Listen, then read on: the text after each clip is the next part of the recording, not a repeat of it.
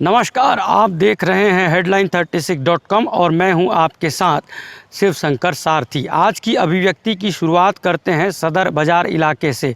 सदर बाज़ार इलाके में अज्ञात आरोपियों ने 2 व्यापारियों को नकली नोटों के जरिए लगभग 50,000 रुपये का चूना लगा दिया है, लेकिन स्थानीय पुलिस ने कोतवाली थाने की पुलिस ने सूचना या शिकायत की कॉपी भी आसानी से नहीं ली है।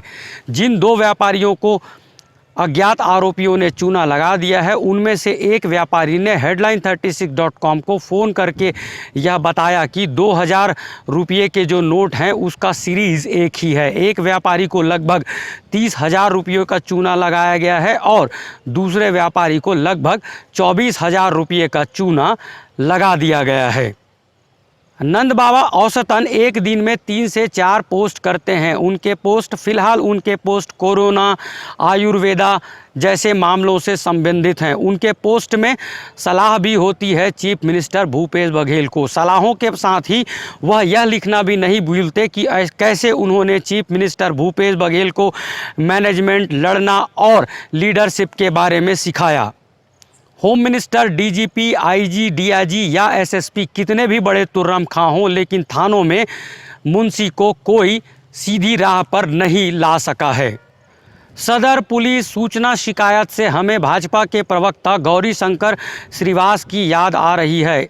1.5 साल के कार्यकाल में भाजपा के प्रवक्ता गौरीशंकर श्रीवास के खिलाफ आधा दर्जन एफआईआर हुए हैं। आखिरी के दिनों में उनके एक प्रोटेस्ट के दौरान पुलिस ने उनका सेल फ़ोन भी जब्त कर लिया।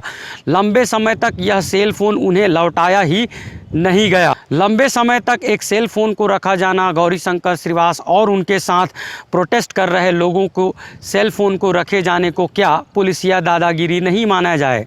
दादागिरी के दस से हमें नंद कुमार बघेल जी की याद आ रही है। नंद कुमार बघेल चीफ मिनिस्टर भूपेश बघेल के पिताश्री हैं। जहां नंद कुमार बघेल चीफ मिनिस्टर भूपेश बघेल को आए दिन सलाह दे रहे हैं, तो वहीं वित्त आयोग में रहे वीरेंद्र पांडे भी आए दिन चीफ मिनिस्टर भूपेश बघेल को सलाह देते हैं और उनके बारे में खरी खरी या खरा खरा लिखते हैं। इधर सलाहों का दौर जारी है और उधर पत्रकार आवेश तिवारी को उनके मीडिया समूह ने नमस्ते कह दिया है। यह डर्टी पॉलिटिक्स का दौर है, लेकिन जब बोनस बांट देने से कारों की बिक्री खूब बढ़ जाती है, कुपोषण से लड़ लेने का, जंग जीत लेने का लगभग दावा सा किया जा रहा है कि किसानों को दूसरा बोनस देने की तारीख जब तय कर दी गई है, तब आवेश तिवारी जैसे मामलों पर इस सरकार से उम्मीद क्यों नहीं करें हम सब। इस अभिव्यक्ति में किसान, रोजगार, बोनस आदि की बातें हो गई। आइए अब सीधे देखते हैं एक रिपोर्ट एक गैंग के बारे में, गैंग के गैंगवार के बारे में। BMW जैसी महंगी कार में घूमने वाली सामाजिक कार्यकर्ता ने आरकेसी की फीस अदा कर सकने में सक्षम आरटीआई कार्यकर्ता के बारे में सवालिया एफबी पोस्ट किया है। उनसे पहले छत्तीसगढ़ भाजपा के बहुत से नेता लोग राज्य के आरटीआई कार्यकर्ताओं के काम के बारे में सवाल कर ही रहे थे।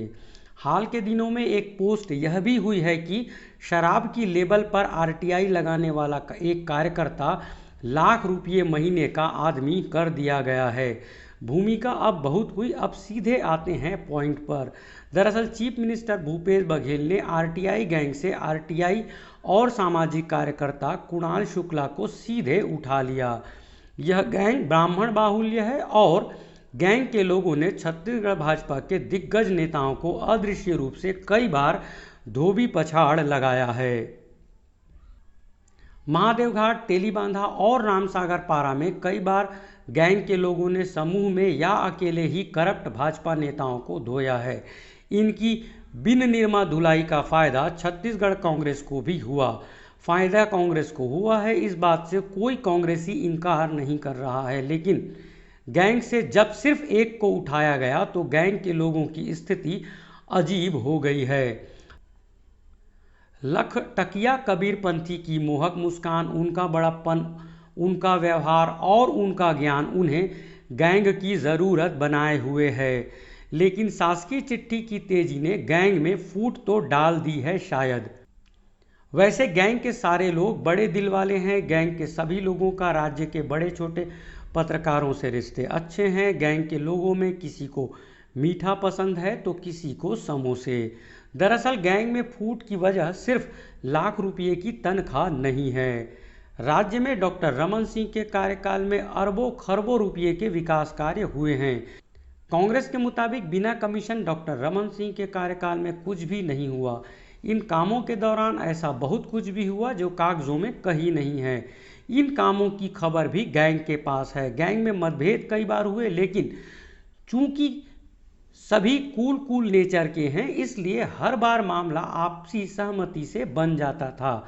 गैंग के ही एक मेंबर महिला और बच्चों को झगड़े में कभी नहीं रगड़ा जाना चाहिए कि मानसिकता वाले हैं।